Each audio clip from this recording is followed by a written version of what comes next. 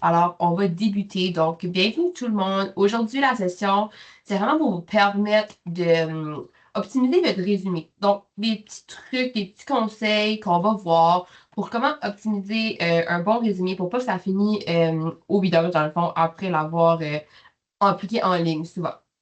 Donc, on a un document interne où est-ce qu'on partage avec nos connectés quand que vous êtes dans le programme.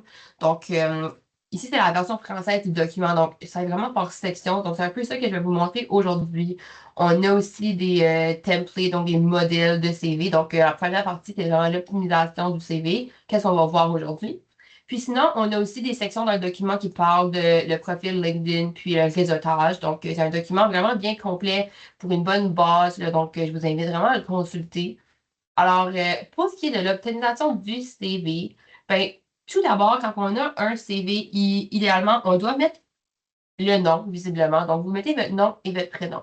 Donc, à ce sujet-là, il y a certaines personnes qui peuvent avoir plusieurs noms. Donc, des fois, on va voir 4, 5 et même 6 noms des fois, là. Donc, sur un CV, le CV, c'est pas un document, mettons, comme un passeport, OK?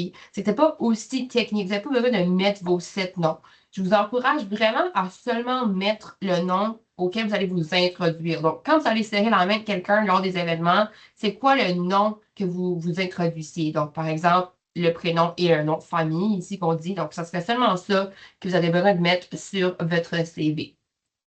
Cela étant dit, si vous avez, par exemple, des formations, donc PhD, des maîtrises, ces choses-là, vous pouvez le mettre à la fin de votre nom également. OK? Donc, si tu n'en as pas, c'est pas grave, tu n'es pas obligé de le faire, mais si tu en as une, mets-le. OK? Donc, après ça, en bas, on aura besoin de la ville, la province, ton numéro de téléphone, ton courriel et on t'invite aussi à mettre ton LinkedIn. Donc, juste le lien du LinkedIn. Donc, je vais vous montrer ici, c'est un modèle ici de CV.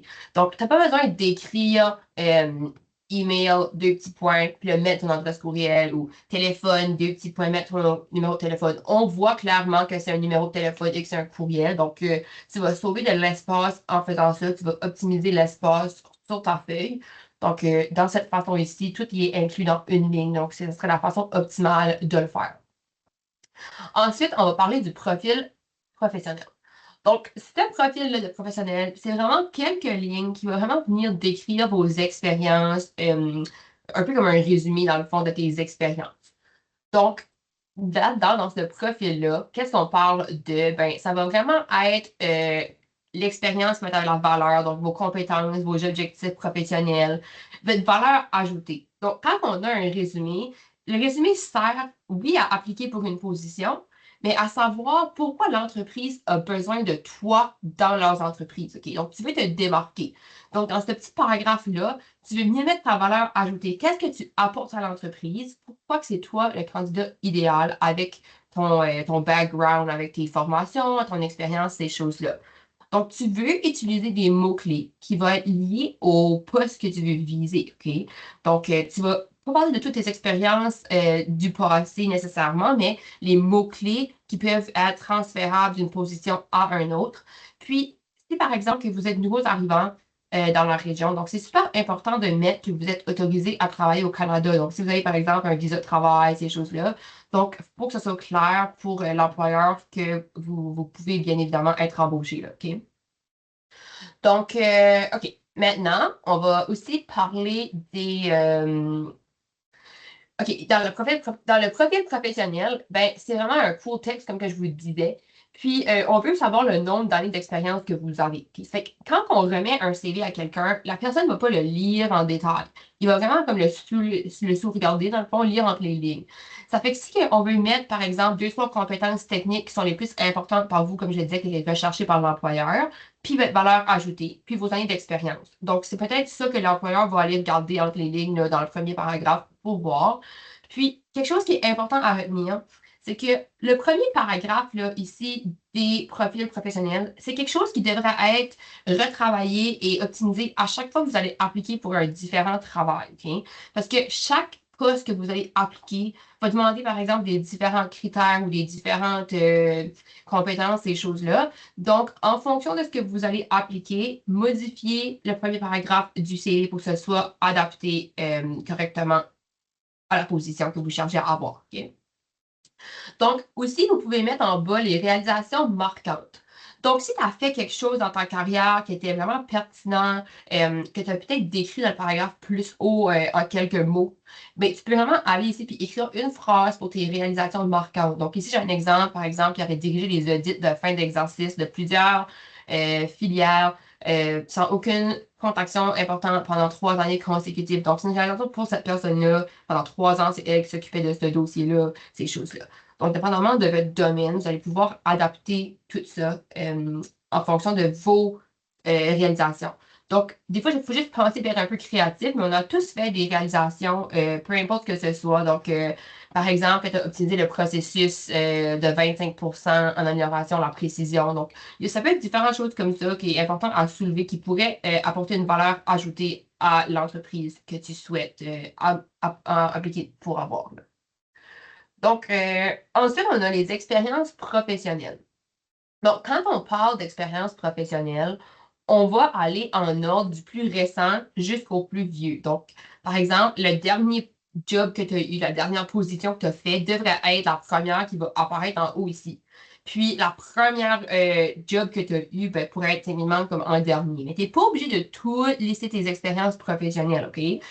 Donc, si par exemple, ça fait longtemps que tu travailles, peut-être par 20 ans, puis tu peux avoir changé de carrière quelquefois ou de position quelquefois, je te conseillerais vraiment de juste mettre les professions ou les carrières que tu as fait qui est relatif et au poste que tu veux appliquer maintenant.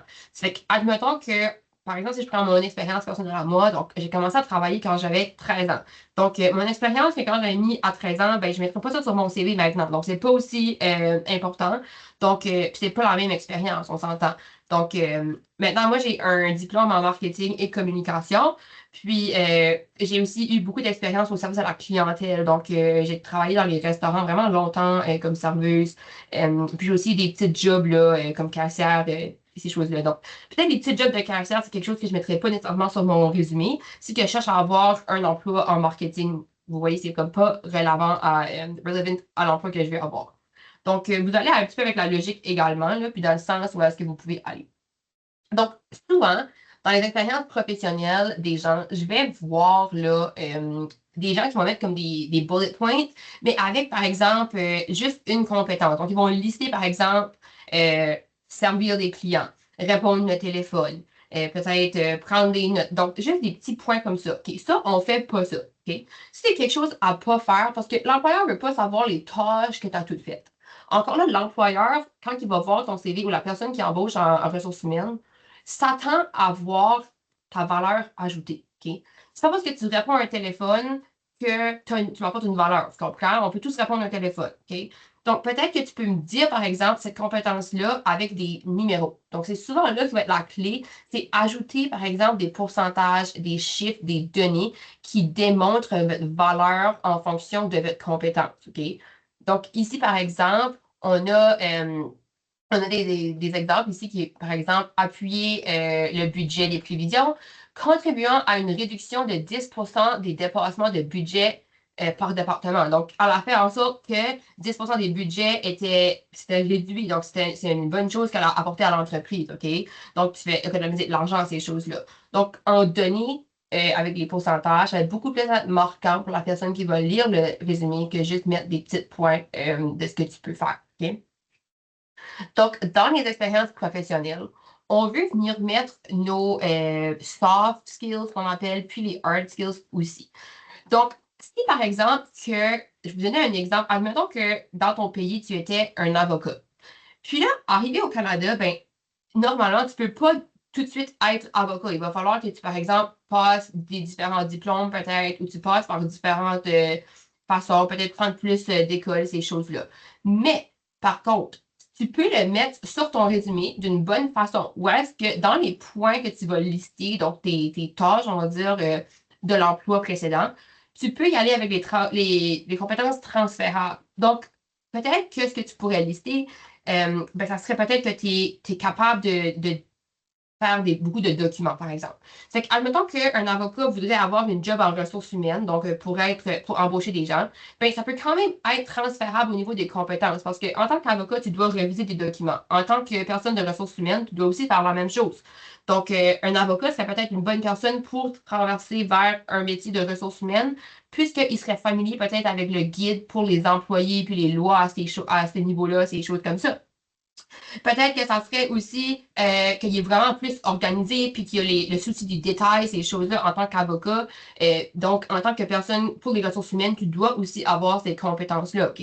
Donc, t'es pas nécessairement en train de dire tout ce que tu as fait quand tu étais avocat. Tu es en train de dire les compétences que tu peux transférer de ce métier-là à un autre métier, OK? J'espère que ça fait du sens. J'espère que vous comprenez cette partie-là. C'est vraiment super important de bien formuler les phrases dans un résumé pour faire en sorte que vos compétences peuvent être vues et puis par la personne qui va voir votre résumé, là, puis être bien comprise, OK? Est-ce qu'on a des questions jusqu'à maintenant? Ça va, il n'y a pas de questions? OK. Donc, juste une petite parenthèse aussi. Ce que je vous montre aujourd'hui, moi, je suis pas quelqu'un qui recrute, je suis pas en ressources humaines. Vraiment, c'est par rapport à mon expérience personnelle, à les recherches que j'ai fait. J'ai discuté avec des gens qui sont, par exemple, en ressources humaines, puis j'ai vraiment réussi à prendre leurs tips and tricks pour vraiment faire des bons résumés. Donc, ce que je vous montre aujourd'hui, c'est ce que j'ai appris. Puis, c'est important de savoir que les résumés, ben, ça change tout le temps. Donc, ce qu'on apprend aujourd'hui, dans peut-être 2, 3, 4 mois, un an, ça peut changer. Il y a des temps où est-ce qu'on voulait vraiment que ça soit d'une telle façon, puis maintenant, c'est complètement changé. Donc, c'est important de se tenir à jour au niveau des modifications des CV et ce que les employeurs cherchent sur un CV, là, ces choses-là, OK? So, c'est un peu ça pour cette partie-là. Donc, maintenant, quand on fait un CV, c'est important de faire attention aux détails, OK? Donc, je vous montre un exemple. On ne va pas écrire dans nos compétences qu'on fait attention aux détails, juste parce que des fois, on peut manquer quelque chose dans notre CV. Donc, comme exemple, ici, à la fin de mes phrases, j'ai des points. Mais qu'est-ce qui arrive si que je manque de mettre un point quelque part par faute d'inattention, OK? Ça fait en sorte que moi, je te dis que j'étais attentif aux détails, puis que là, ben, j'ai oublié un détail qui était important, donc ça me contredit, OK? Donc, juste faire attention, puis s'assurer que la structure du résumé soit beau visuellement, que ce soit vraiment organisé, facile à comprendre, à lire, que ce soit clair et que ça donne envie à la personne qui le lit d'en savoir davantage sur comment tu peux contribuer à l'équipe, OK? Donc, tu veux en savoir plus après que tu as lu le résumé. Donc, on ne va pas tous dévoiler tes choses, mais dis-les d'une certaine façon qui donne envie d'être curieux par rapport à ce que tu vas m'apporter dans le fond. Puis, ça, cette façon-là que je vous montre, c'est vraiment une approche qui va être parfaite pour quand que tu appliques en ligne. Parce que souvent, quand on applique en ligne, les CV vont passer par un système ATS qu'on appelle. Donc, c'est un système qui va venir tracker toutes les applications. Ça fait que ce système-là, c'est vraiment puissant, puis ça passe au travers de CV. Puis, si par exemple, il y avait des fontes, donc l'écriture d'une certaine façon, de CV ou que le modèle du CV est différent que ce que le système cherche ou que la prononciation des mots est différente ou qu'on n'a pas les mots-clés qu'on recherche.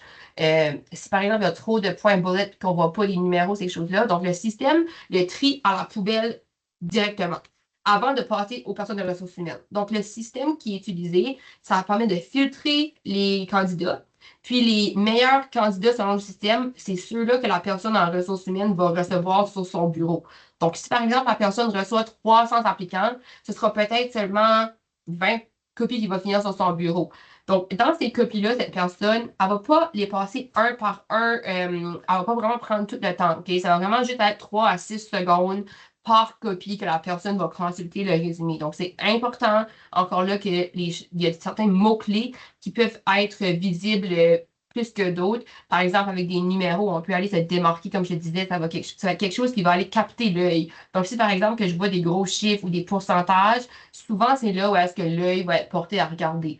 Donc, c'est des petits trucs pour faire en sorte que ta copie euh, finisse sur le bureau puis que ça donne envie d'en savoir plus un peu là, sur ton parcours, ces choses-là. OK? Donc, Passons à la prochaine chose. Donc là, j'ai listé encore là des choses. Donc, c'est important aussi que si ton CV est plus qu'une page, OK? Habituellement, un CV, on va recommander 1 à 2 pages maximum, OK? Donc, je sais, on peut avoir beaucoup de choses à dire, on peut avoir beaucoup d'expérience, mais c'est la façon que tu vas les mettre. Puis encore là, condense-les, mets vraiment ce qui est vraiment important, pertinent pour l'emploi que tu veux maintenant, OK? Pour le poste que tu appliques. Donc, chaque fois que tu appliques pour une différente position, dans différentes entreprises, tu devrais aller puis ajuster ton CV en fonction de ce que tu cherches à appliquer. OK? Donc, quand on change de page sur un CV, je recommande toujours de remettre ton nom, puis la même partie là, qu'en haut ici, là, de le remettre là. Parce que qu'est-ce qui arrive si, par exemple, que ton CV est 2 pages, que la personne l'imprime, puis elle pogne juste une page? Ben, il y a une autre page qu'on ne sait pas c'est à qui, on ne sait pas c'est où, parce qu'il n'a pas été peut-être taqué ensemble avec, tu sais. C'est important de le mettre là, que la personne peut savoir que ça t'appartient, que c'est encore ton CV. Donc, on comprend ce point-là, là. OK?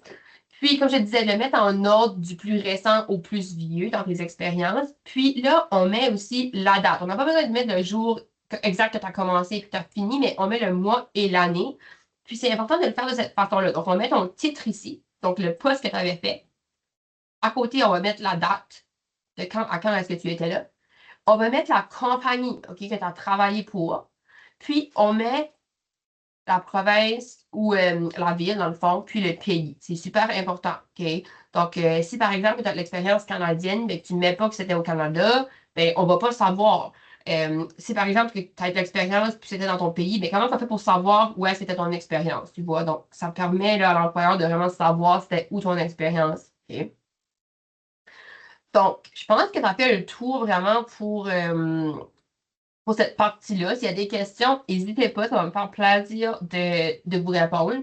Mais vraiment, je sais qu'il y a des gens qui viennent d'arriver, là, donc pour un petit résumé dans la partie expérience professionnelle, on met vraiment ce qu'on souhaite avoir en fonction de nos objectifs. Donc, tu vas pas mettre toutes tes expériences, tu mets seulement ce qui va être important pour la position que tu vas appliquer. Encore là, on ne met pas des bullet points avec seulement des compétences. On vraiment fait des phrases qui démarquent nos compétences à l'aide de numéros qu'on peut appuyer. Donc, si par exemple aussi, là, ici, j'ai mis comme 25% à ces choses-là. Donc, je dois être capable de justifier pourquoi j'ai mis ces numéros-là. OK? Si par exemple que je passe à une entrevue puis la personne me dit OK, comment tu as fait pour mesurer que tu avais, par exemple, réduit le temps de production de 25%? Comment tu as amélioré cette précision-là? Ben, tu dois être capable de donner une réponse. Tu ne peux pas juste mettre des chiffres pour mettre des chiffres, là. Ça doit être justifiable, ça doit être des chiffres qui sont vrais, puis que tu as un raisonnement derrière que tu peux expliquer facilement à la personne qui est en train de t'interroger, là, si pas on est rendu là, OK? Donc, maintenant. Si par exemple, tu as des expériences bénévoles, OK, tu vas les mettre après ton expérience professionnelle. Oh, j'ai une main levée. Oui, tu peux y aller. Oui, merci pour la parole. Ma question, c'est par rapport aux compétences que l'on estime posséder, Mhm. mais qu'on n'a pas développées dans une certaine expérience. Comment on les présente? Puisque là, je vois chaque expérience est classée. Non, non, chaque compétence est classée dans une expérience. OK. Qu'est-ce que tu veux dire par ça? Donc, si par exemple, tu as des expériences que tu n'as pas acquises sur le marché du travail, mais que tu as comme personne. Non, non, je n'ai pas de l'expérience, je n'ai pas été embauché quelque part, mais je postule pour une position où j'ai des compétences pour ce poste-là, mais ces compétences, je ne les ai pas exercées dans une expérience donnée. OK. Donc, ça serait dans la partie plus haut, ici, dans ton profil professionnel. Ça serait un peu là que je les listerais, OK? Donc, dans tes profils professionnels, c'est là que j'en listerais quelques-unes. euh, que tu pourrais mettre, OK? Donc, tu pourrais aussi faire ici en bas, je m'en venais, là, il y a une section qui est compétences, voilà, que je vais vous parler un peu de plus ça tantôt, là. Donc, ça répondrait peut-être à ta question, dépendamment des compétences. On a 2 sortes de compétences. On a les soft skills puis les hard skills. Donc, c'est important de mettre les compétences qui sont transférables. Donc, je te donne un exemple. Admettons que je suis vraiment, je sais pas, peut-être que tu as une compétence en communication, OK? puis que dans ton emploi précédent, peut-être que tu n'as pas nécessairement utilisé la communication de la même façon que tu vas l'utiliser dans ton emploi que tu veux appliquer, mais tu peux quand même faire une phrase pour mentionner que tu as de l'expérience en communication puis des compétences là-dedans. Donc, c'est la façon que tu vas formuler ta phrase, puis il faut être un peu créatif. Donc, comment dans ton emploi précédent est-ce que tu l'utilisais? Puis si jamais tu ne l'as jamais utilisé, ben c'est là qu'on va voir dans la partie compétences tantôt, OK? Ok, c'est clair. Ça répond, c'est bon. OK, puis j'ai un autre main levée, Wilfred. Oui, oui, et bonjour tout le monde. Bonjour, Wilfred. Oui. J'ai une question par rapport à l'expérience. Oui. Si j'ai de l'expérience dans mon pays depuis jusqu'à 2025, par exemple, et en venant ici, je n'ai pas encore de travail, Mhm. mais j'ai de l'expérience et dans le bénévolat. Est-ce que je dois mettre l'expérience dans mon pays avant, jusqu'à 2025, et par la suite, je vais mettre expérience de bénévolat jusqu'à date? Ou OK. dois-je mettre l'expérience de bénévolat avant? OK. Donc, dans le résumé, il y a une structure à suivre. Donc, c'est un peu ça que je montrais. Donc, ça va ici, profil professionnel, tes réalisations, ton expérience professionnelle. Donc, ça serait tous tes travaux que tu as eus. Mets-les en ordre de date, comme je t'avais dit. Puis là, on passe à l'expérience bénévole. OK? Donc, ça serait un peu là que tu devrais mettre tes expériences bénévoles. Tu peux dire, là, c'était au Canada, ces choses-là. Donc, tu dis, c'était où. Euh, tu mets la même chose que quand tu fais comme dans la section plus haut, où est-ce que pour tes emplois, là, tu vas lister, par exemple, qu'est-ce que tu faisais, les dates, puis le lieu de ton bénévole également. Ça répond à ta question? Oui, d'accord, merci. J'ai une autre question dans les commentaires. Des polices ou des caractères d'écriture à respecter afin de ne pas être bloqué par les ATS. Oui, définitivement. Donc, tu ne veux pas utiliser des caractères bizarres, on va dire. OK? Donc, c'est important d'utiliser des fonts qui vont être reconnus. Donc, est-ce qu'on va dans les fonts ici juste pour le plaisir, là, pour vous montrer? Il existe différentes fontes, OK? Ben, évitez de mettre des fontes vraiment un peu toutes tordues ou ces choses comme ça, là, différentes fontes. On va vraiment rester dans les plus simples possibles qu'on utilise normalement. Donc, habituellement, je pense que OpenSang, Sonnet, le Calibri, ces choses comme ça. Donc, toutes les fontes les plus basiques, là, c'est ceux-là qu'on va utiliser. Donc, on ne veut pas aller mettre non plus. Tu sais, ici, j'ai juste mis un arrière-plan pour que ça soit beau pour le document, là. Mais sur un CV, on ne mettrait pas ça. Donc, tous les caractères comme ça ne serait pas reconnu par le système ATP. Donc, si on aurait, par exemple, des gros carrés ou des boîtes, toutes ces choses-là sur notre résumé, ça fait beau, oui, mais si tu appliques sur un système ATS, ça ne sera pas reconnu là-bas, OK? Donc, dépendamment de ta profession également. Donc, si par exemple que tu es en design graphique, en marketing, ces choses-là, c'est sûr que ton résumé doit refléter tes compétences mettons, créatif, on va dire, là. Donc, si tu appliques en personne, tu peux te permettre peut-être un peu plus d'aller avec les couleurs, ces choses-là. Par exemple, que c'est un rôle plus créatif, mais n'importe quel autre rôle, là, habituellement, c'est vraiment le plus basic, on va dire, mais de le garder d'une façon qui va être beau visuellement, clair, qui va être attirant également. Donc, c'est juste une façon de bien placer les choses pour que ça soit optimisant, puis que ce soit beau. Ça répond à ta question, j'espère. Oui, j'ai Adéline qui a une question. Tu peux prendre la parole, Adéline. Ok, vous m'entendez? On t'entend un peu, oui. Vous m'entendez bien? Tu peux essayer de parler un peu plus fort, peut-être, mais on t'entend là. Et maintenant?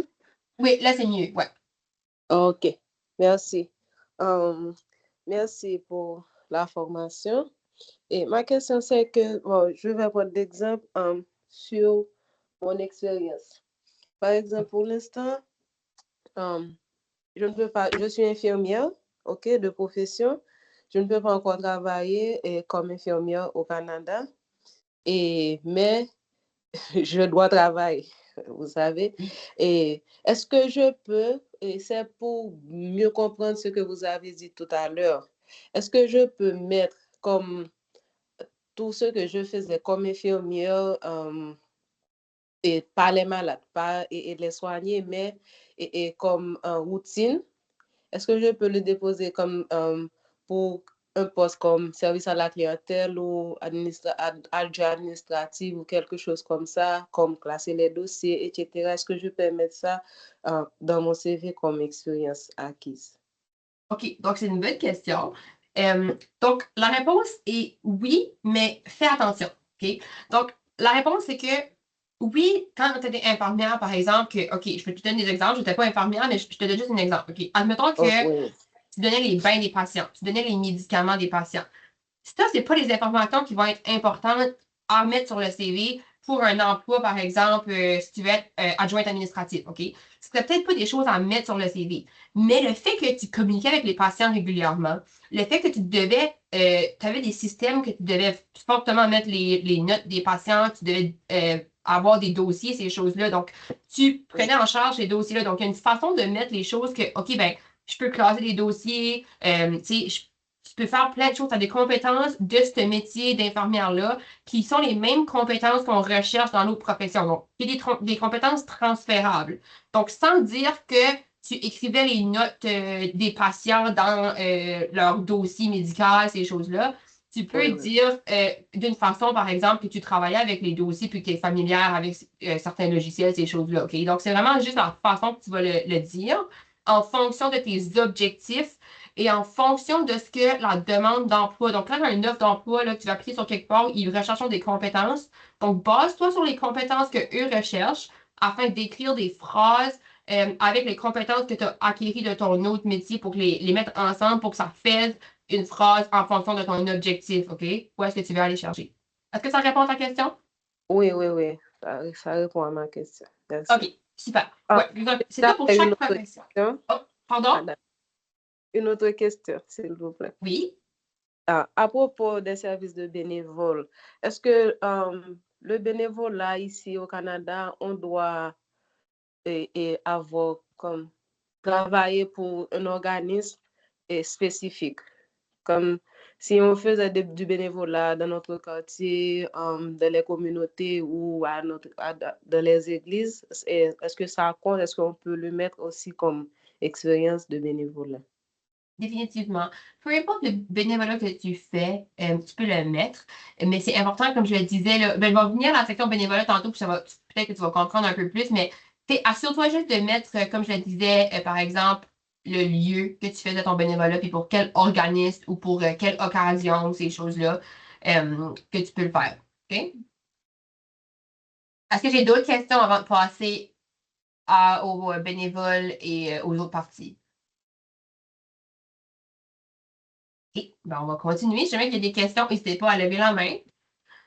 Donc, pour la section bénévole, c'est un peu comme ce que je disais, on va prendre le même format qu'on prenait pour les expériences professionnelles. Donc, vraiment, mettre ici ce que vous avez fait du bénévole pour quelle organisation. Puis, encore là, on formule des phrases qui démontrent vos compétences. C'est super important. Donc, quelles compétences est-ce que tu as travaillé dans pour faire le bénévolat? Quelles compétences est-ce que tu as utilisées? Donc, par exemple, tu n'as peut-être pas d'emploi au Canada maintenant, tu n'as peut-être pas d'expérience canadienne, mais si tu as de l'expérience canadienne au niveau du bénévole, peut-être que tu t'occupes de communiquer avec les clients, peut-être que tu t'occupes de faire certaines choses comme ça, ou est-ce que tu peux mettre certaines compétences là-bas aussi, OK?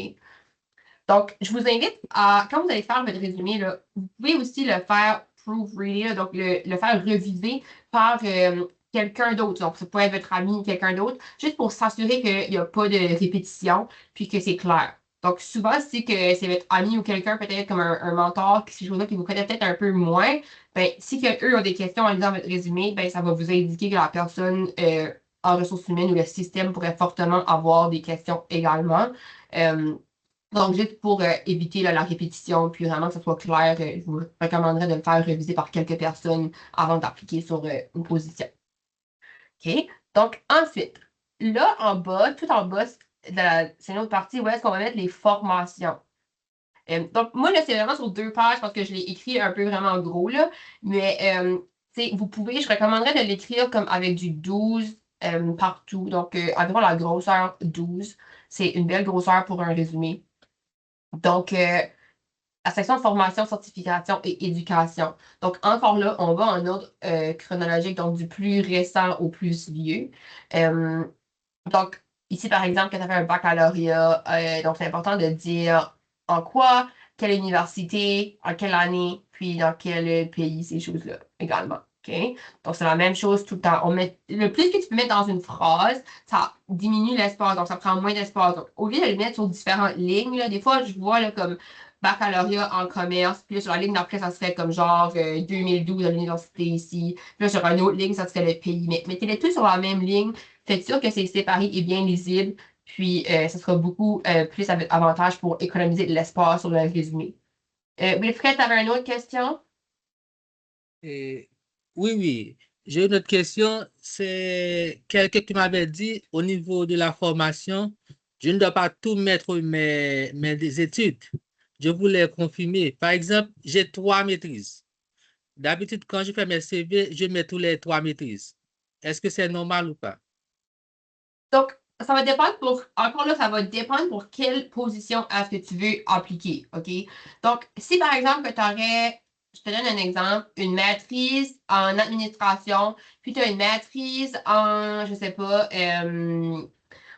on va dire une autre chose qui n'a pas rapport, là, mais une maîtrise, on va dire en boucherie. OK? Je ne sais pas si ça existe, mais en tout cas, si par exemple que tu appliques pour quelque chose en administration, peut-être que ton autre maîtrise, comme en cuisine ou en boucherie, ces choses-là, peut-être que ça ne serait pas aussi pertinent de la mettre si tu en as plusieurs. OK? Si tu as l'espace, tu peux les mettre si tu le souhaites, mais comme je le disais, moi, j'adapte toujours les résumés en fonction des postes où est-ce que tu veux appliquer pour ton but. Donc, si ça ne va pas être important pour le but, tu es obligé de le mettre là. Tu peux le mentionner lors de l'entrevue. Puis, si que les gens ont accès à ton LinkedIn, ça sera fortement sur leur LinkedIn, donc ils vont pouvoir le voir que ça sera là. Donc, ça serait un peu ça ma réponse. Est-ce que tu as d'autres questions?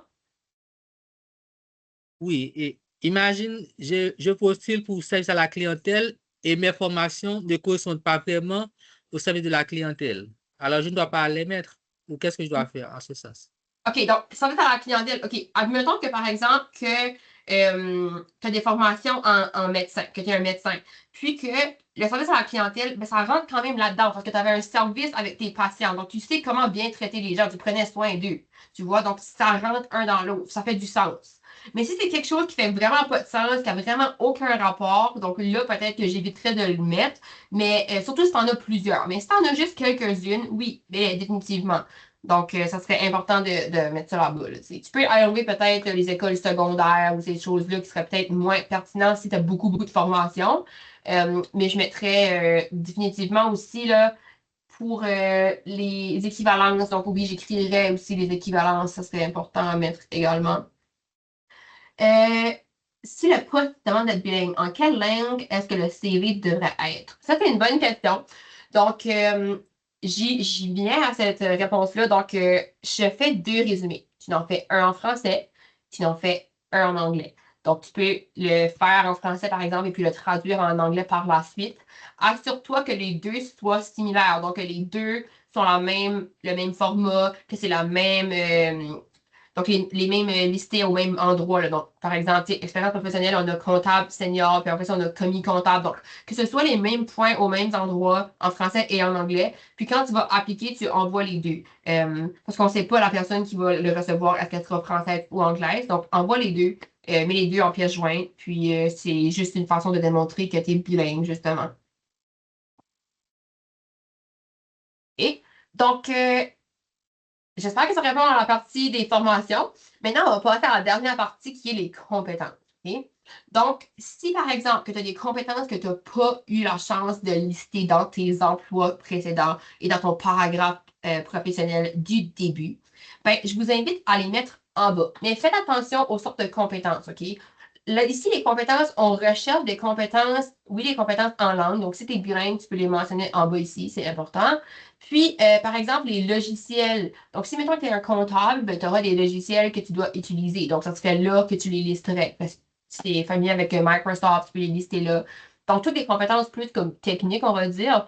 euh, les analyses des rapports financiers. Donc, il y a certaines choses que tu n'auras peut-être pas la chance de lister qui sont importantes à l'emploi que tu veux appliquer. Donc, liste-les ici, mais fais attention à la façon que tu le mets encore. Donc, ça peut être un peu plus sous forme de points vu que ça serait des compétences un peu plus techniques. Puis normalement, tu aurais expliqué comment ça t'aurait servi dans plus haut, là. Donc, les gens pourraient comprendre pourquoi que c'était utile, ces compétences-là. Donc, comme je dis, si on était comptable et qu'on voit que tu as fait beaucoup de, je sais pas, de documents puis ces choses-là, bien fortement, tu auras probablement utilisé Microsoft Word pour faire tes documents, par exemple. Ben, on voit ici que ça appuie ce que tu disais plus haut dans ta formation professionnelle et dans tes expériences. Euh, alors, c'est un peu ça pour le CV. Donc, si vous voyez sur le CV, j'ai pas mis aucune photo. OK? Donc, je sais qu'il y a certains pays où est-ce que avoir une photo sur le résumé, c'est recommandé, mais ici, on met pas de photo. OK? Puis, quand on parle de mettre votre adresse, on met pas l'adresse complète. OK? On va juste mettre la ville, la province, puis le pays. Donc, on ne mettra pas, par exemple, le nom de la rue, puis notre numéro de rue, là, OK? On ne met pas ça. J'ai une autre question, oui. Grâce, tu avais une question?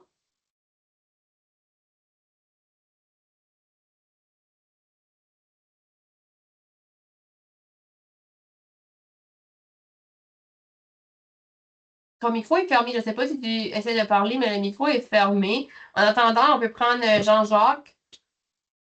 Oui, merci, bonjour.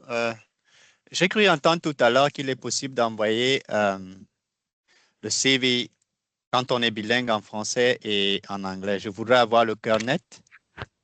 Si on envoie un CV parce qu'on est bilingue, on l'envoie en français et en anglais, ou alors il suffit simplement de dire qu'on est bilingue et envoyer un CV en français. Personnellement, je recommande toujours d'envoyer les deux. Donc, habituellement, quand tu appliques pour un emploi, tu as un endroit où est-ce que ça dit là, comme télécharger le fichier du résumé.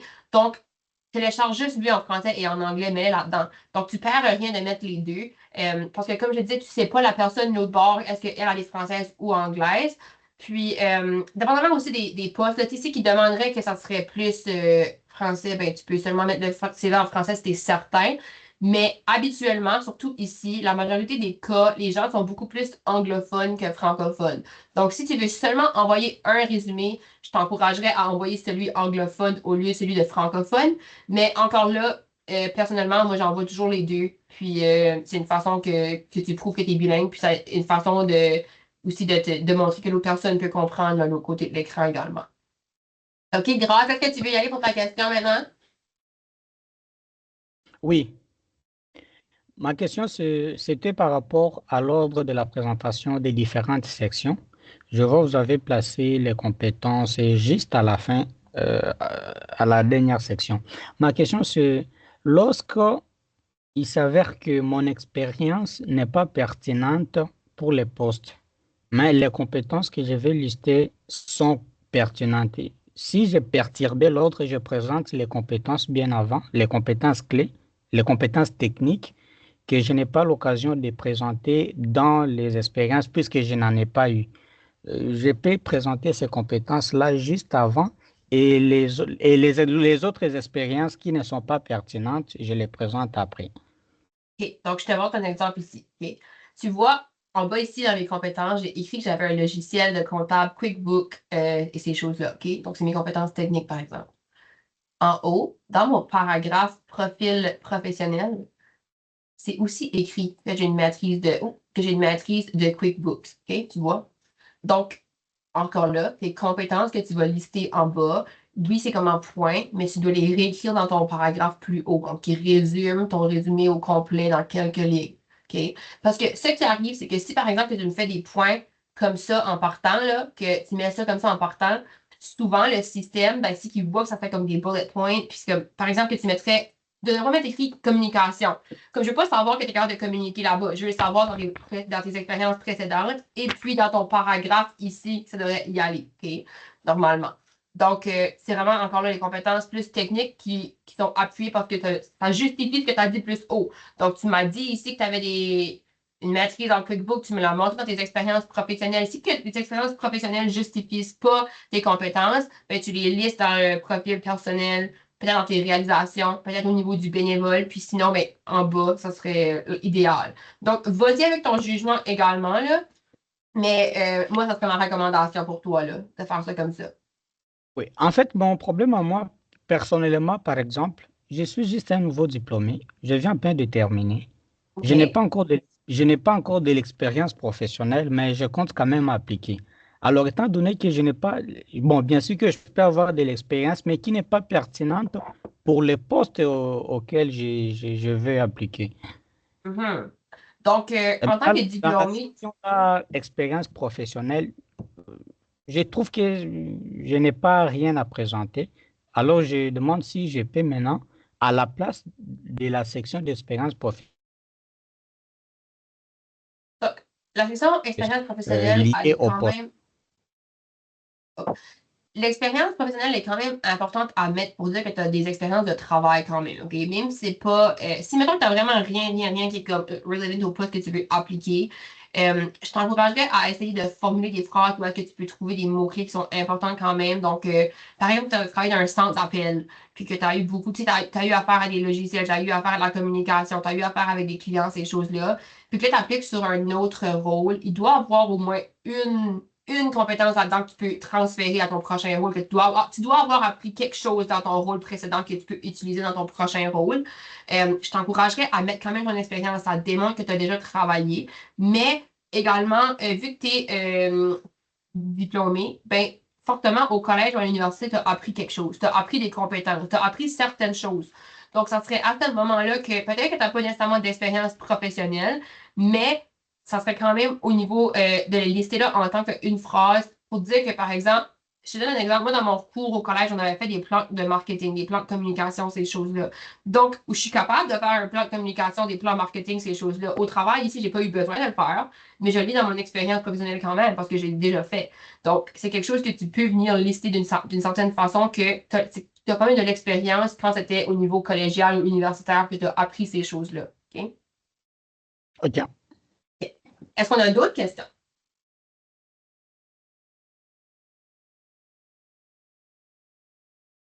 Il n'y a pas d'autres questions. Je vais juste vous rappeler qu'une dernière chose, l'attention des détails, c'est super important que ce soit bien beau visuellement, mais aussi que ce soit engageant, que ce soit consistant, qu'il n'y a pas vraiment trop de répétition, qu'il n'y a pas d'erreur. Donc, vérifiez l'orthographe, faites les autres vérifier l'orthographe. Si par exemple que vous êtes francophone et que vous le traduisez en anglais, assurez-vous que ce soit bien traduit et vice-versa également. Puis maintenant, on a accès à l'intelligence artificielle, donc je vous encouragerais, par exemple, à vérifier même l'orthographe avec lui, mais faites attention de dire que ce soit un français canadien, parce que des fois, les termes, c'est pas les mêmes, donc faites attention de bien traduire quand vous allez traduire ça également. Donc, s'il n'y a pas de questions, j'avais une invitée aujourd'hui, donc Sacha Dubé. Elle travaille pour Working MB, donc elle voulait nous faire une petite apparition, donc parler un peu de comment elle peut vous apporter son aide en retour. Donc, je vous invite à l'écouter, puis par la suite, si on a des questions, on pourra prendre plus de questions après. Sacha, c'est à toi. Bonjour. Bonjour, ça va bien? Vous m'entendez? Oui, on t'entend. Oui, OK, super. Alors, moi, mon nom, c'est Sacha Dubé. Je suis conseillère à l'emploi avec Travail NB. Alors, nous, on est un département du gouvernement du Nouveau-Brunswick. Puis, notre rôle, c'est vraiment d'aider la population en général à trouver de l'emploi. Puis, on a plusieurs services qui peuvent aider sur le parcours de chaque personne pour leur amener vers leurs objectifs. Alors, aujourd'hui, j'ai juste une petite présentation de 2-3 minutes à vous présenter pour que vous soyez au courant de nos services, puis comment les accéder si c'est quelque chose qui vous intéresse. Alors, je vais juste partager mon écran.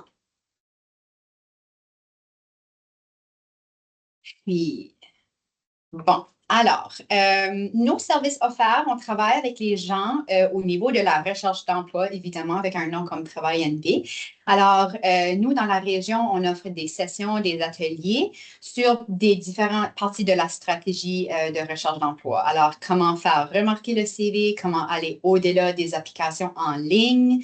On offre des stratégies au niveau du CV. Puis, on a plusieurs services et programmes que nous avons accès qui peuvent aider aux gens selon leur situation, selon leur plan. Alors, suite à une discussion avec nous, on peut mettre en place certaines de ces choses-là. On peut aussi aider au niveau de la décision de carrière. Alors, souvent, on pense de la décision de carrière comme quelque chose qu'on fait en secondaire, avant le post-secondaire, mais souvent, quand on navigue le marché du travail, on a besoin de faire des petits ajustements.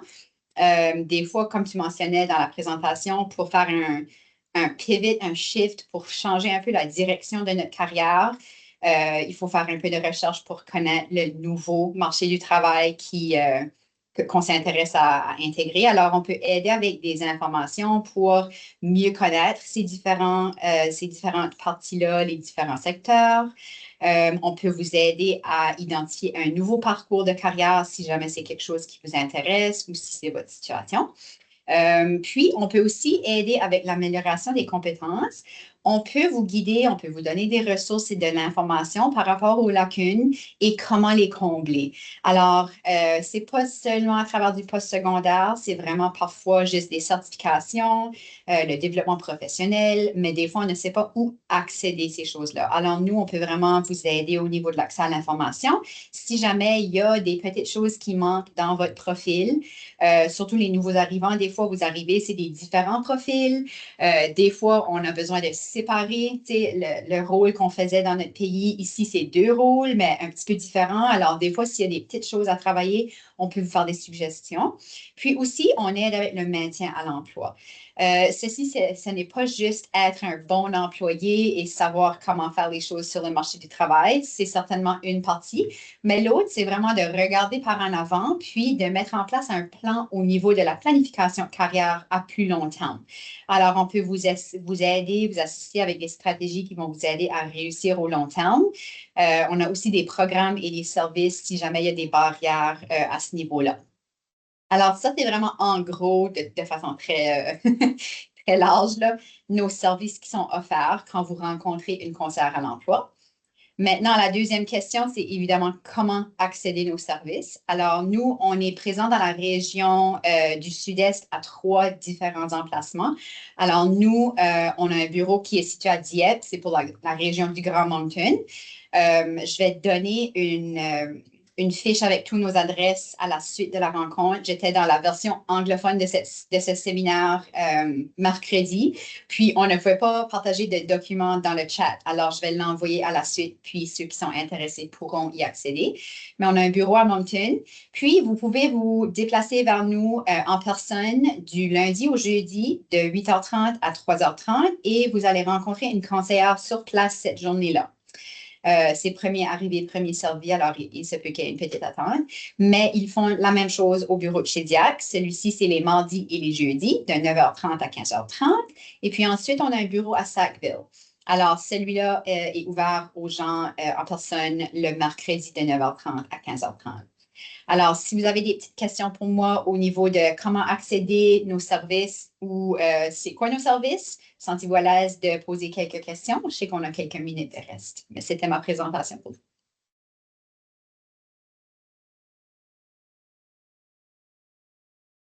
Merci, Sacha. Est-ce que Jean-Jacques, tu avais une question pour Sacha? Oui, effectivement. Merci, Sacha, pour la présentation. Je voulais m'intéresser beaucoup plus à l'amélioration des compétences et au maintien de l'emploi. Je suis déjà, moi, à l'emploi et je pense que comme je suis nouvel arrivant, il me faut rester à mon emploi et améliorer les compétences que j'ai, peut-être pour penser demain à un avenir meilleur dans un autre emploi. Qu'est-ce que je fais concrètement? Je viens vous voir. Oui, Qu'est-ce que je alors vous c'est explique? ça. Alors, on ne va pas commencer à faire des planifications, en tout cas sur un séminaire de CV, certainement. Mais Oui, si tu as des questions par rapport à nos services, tu veux de l'information ou tu veux discuter de ton plan pour le valider ou pour avoir des opinions d'une conseillère à l'emploi, tu es bienvenu de te présenter à nos bureaux. Le bureau du Grand Moncton, il est situé à Dieppe, c'est à 200 Champlain. Je ne sais pas si vous êtes familier avec le service Nouveau-Brunswick qui est à Dieppe. Alors, nous, on est dans le même édifice au 3e étage. Si tu viens du lundi au jeudi de 8h30 à 13h30, tu pourrais rencontrer une conseillère pour présenter ton cas avec beaucoup plus de détails, évidemment, puis on pourrait voir comment on pourrait t'aider puis quel service qui serait disponible. c'est vrai que je ne suis plus à Moncton. Vous êtes où? Je suis à Fredericton. Alors, il y a aussi des bureaux de travail NB à Fredericton. Ce n'est pas les mêmes heures. ça se peut que leur bureau ait un différent fonctionnement pour accéder à une conseillère à l'emploi, mais ils ont une équipe, tout comme à Moncton, de conseillères à l'emploi. Alors, quand Emma vous fournira la liste de bureaux, tu vas voir, il y a un bureau de travail NB là-bas également. D'accord, merci. Bienvenue. Grâce, est-ce que tu avais une question?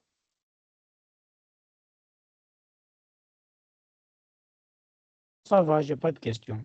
OK, ta main est encore levée. Sinon, on avait Ibrahim. J'espère que j'ai bien prononcé ton nom. Tu peux, as une question, tu peux y aller. Oui, c'est Magloire. Je tenais à dire merci pour la présentation. Je pense que ça nous donne des éléments de compréhension par rapport à l'élaboration du CV. Cela dit, ma question reste sur, tu as parlé de, lorsqu'on présente dans la partie expérience de travail, on va mettre l'expérience, mais on va utiliser des verbes d'action pour expliquer qu'est-ce qu'on a fait réellement, mais aussi accompagner ça d'exemples, en fait. Moi, par exemple, dans le domaine commercial, j'ai fait, par exemple, la fidélisation des clients. Et je dis fidélisation, fidéliser les clients, et j'ajoute pour dire que j'ai permis à l'entreprise de garder au moins 20-80% de ses clients, ou bien de sa part de marché, enfin, pour montrer mon impact. Mais généralement, ici, c'est que j'ai remarqué que j'envoie ce genre de CV qui répond parfaitement, parce que ce que moi je fais, par exemple, avant d'envoyer mon CV, je vais demander, par exemple, à l'intelligence artificielle, je vais copier l'offre. Je demande à l'intelligence artificielle de me dire si mon CV match à combien de pourcents avec l'offre. Il va me dire oui, ça match à peut-être 80%, mais pour l'améliorer, voilà tel élément qu'il faut faire. Et je fais ces ajustements, et puis je vous pose la question. Il valide pour me dire, OK, ça match à 100%, mais tu mets et on ne t'appelle pas. Est-ce qu'il y aurait une autre explication, en fait? Parce que tel que tu l'expliques exactement, c'est comme ça que j'apprends à le faire. Et j'ai parfois difficilement de retour, en fait. Donc, il peut y avoir plusieurs raisons à ça. Donc, peut-être que ton résumé, oui, peut-être que c'est bien formaté, que tout est bien, mais peut-être qu'il y a certains critères où est-ce que peut-être que tu n'es pas nécessairement admissible pour l'emploi. Donc, je te donne un exemple. Ça peut être des choses où est-ce que peut-être qu'il recherche un candidat qui serait bilingue et que sur ton résumé, tu n'es pas écrit que c'était bilingue. Donc, ça peut être une raison comme ça. Peut-être que tu n'as pas la formation nécessaire ou l'expérience nécessaire pour le poste. Sacha, est-ce que tu aurais peut-être une autre conseil à lui donner? Si j'ai bien compris la question, je n'entendais pas très bien, là. C'est On fait un très CV, fréquent que les gens, c'est très fréquent que les gens ne vont pas recevoir de réponse. C'est ça, j'ai semblé comprendre là, que tu appliques, puis tu t'assures que les choses vont bien avec les postes et que tu n'as quand même pas de réponse, c'est ça? ouais. Fait que ça arrive beaucoup avec les emplois qui sont mis en ligne. Puis quand les gens sont en train de postuler en ligne, de plus en plus, on voit en 200 à 300 applications par poste. Puis il faut se mettre de l'autre côté, du côté de l'employeur. Quand on reçoit 200 ou 300 intérêts pour un poste, c'est certain qu'on va pas répondre à tout le monde. Alors, c'est là où les webinaires, je sais qu'ils donnent d'autres webinaires, là, les LinkedIn, les stratégies qu'on peut mettre qui vont aller au-delà de l'application en ligne vont être beaucoup plus, vont nous montrer plus de succès. Je ne sais pas trop comme quand on peut faire du networking, bâtir des relations avec les gens dans notre secteur, essayer de rendre notre application aussi humaine que possible. Parce que quand on donne un morceau de papier, ça peut vraiment laisser trop de questions, puis le système va peut-être même jamais l'envoyer à un humain qui va le regarder pendant 6 secondes parmi 50 autres CV. Alors, ça vient vraiment, c'est comme presque gagner une loterie à ce point-ci sur Indeed. C'est pas pour dire que ça n'arrive pas. On peut recevoir des offres d'emploi à partir des processus qui ont commencé sur Indeed. J'encourage tout le temps mes clients de continuer avec ça, mais d'aussi mettre d'autres choses en place, d'autres stratégies, d'autres efforts, parce que c'est une énorme compétition. C'est vraiment, en anglais, on appelle ça un numbers game. ça vous laisse vraiment sans contrôle sur les plateformes en ligne, malheureusement. C'est probablement un petit peu la raison pour laquelle tu ne reçois pas d'appels. C'est pas que tu fais quelque chose de mal, c'est vraiment juste que tellement de personnes font rien de mal qu'il n'y a aucune manière de les distinguer.